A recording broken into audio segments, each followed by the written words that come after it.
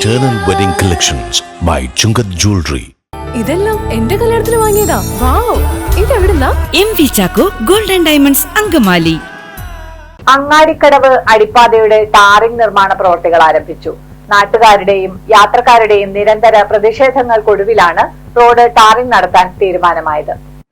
അങ്കമാലി വട്ടപ്പറമ്പ് റോഡിൽ അങ്ങാടിക്കടവ് റെയിൽവേ അടിപ്പാതയുടെ നിർമ്മാണങ്ങൾ പൂർത്തീകരിച്ച് മാസങ്ങൾക്ക് മുൻപ് റോഡ് തുറന്നുകൊടുത്തുവെങ്കിലും അടിപ്പാതയിൽ ടാറിംഗ് നിർമ്മാണ പ്രവർത്തനങ്ങൾ നടത്തിയിരുന്നില്ല.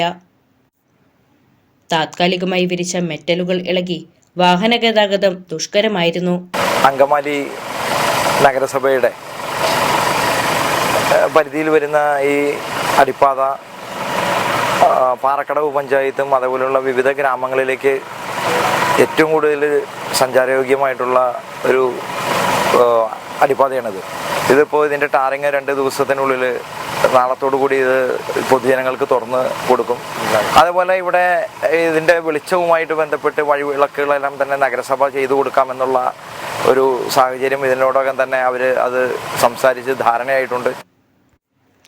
അങ്കമാലിയിൽ നിന്നും പീച്ചാനിക്കാട്, കോടുശ്ശേരി, വട്ടപ്പറമ്പ് ഭാഗങ്ങളിലേക്ക് ഏറെ യാത്രക്കാർ കടന്നുപോകുന്ന പ്രധാന റോഡാണിത്.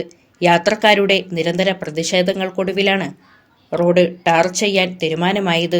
പാത തുറന്നു കൊടുക്കുകയും അതിനുശേഷം പാതയുടെ ടാറിങ്ങും മറ്റെല്ലാ കാര്യങ്ങളും കഴിയാണ്. ഇനി ആകെയുള്ളത് ഇവിടെ വേണ്ട വഴിവിളക്കുകൾ നേരത്തെ ചൂണ്ടിക്കാണിച്ചു. അത് മുനിസിപ്പാലിറ്റിയിൽ സംസാരിച്ച് കൃത്യമായിട്ട് അതിൻ്റെ കാര്യങ്ങൾ നോക്കുന്നതായിരിക്കും. അതുകൂടാതെ നമുക്കറിയാം, നമ്മളുടെ ഈ അടിപ്പാത വന്നതോടുകൂടി നമ്മളുടെ അങ്കമാലിയിലെ 2 വാർഡുകളുടെയും അതുകൂടാതെ നമ്മളുടെ ഗ്രാമങ്ങളെയും അടുത്തുള്ള ഗ്രാമങ്ങളായിട്ടുള്ള പുളിയനം മുതലായ എല്ലാ സ്ഥലങ്ങളിലേക്കും പോകാനും ഒക്കെ ആൾക്കാർക്ക് വളരെ അനുയോജ്യമായിട്ടുണ്ട്.